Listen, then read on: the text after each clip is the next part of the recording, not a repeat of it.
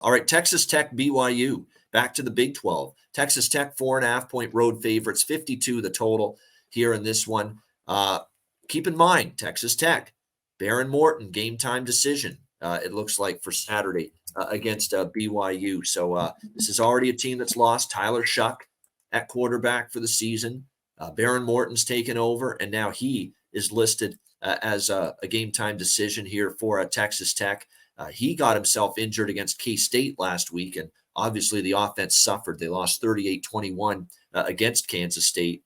Thankfully, the game still went over the total, which was good for me there. And it was Jake Strong taking over. Well, Strong in his last name. Strong not so much in performance. 3 interceptions for Jake Strong against K-State last week after Morton got injured in that game. So really, there was a drop-off, clearly. Obviously, there wasn't much of one. Shuck to Morton. Morton's played well, but Morton to Strong, and Strong did not play well. So there is a little bit more of a drop-off going QB2 to QB3 here for Texas Tech. Meanwhile, you got BYU coming in here off a dismantling at the hands of TCU, 44-11 for TCU in that game. Keaton Slovis was horrendous, and that's what he's going to do against better teams, not play well. I've seen enough of Slovis to know that. They couldn't run the ball.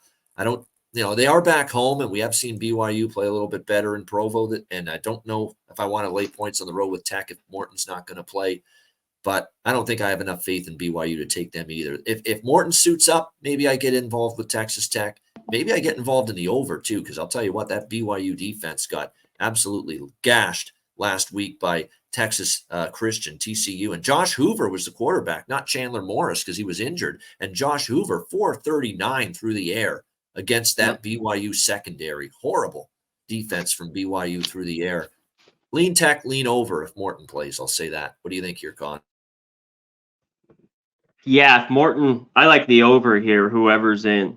BYU overs have cashed. They just keep cashing. Went back to it last week. It got there, not because of anything they did.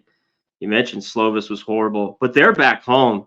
This is where I want BYU in this game, especially if Morton doesn't go.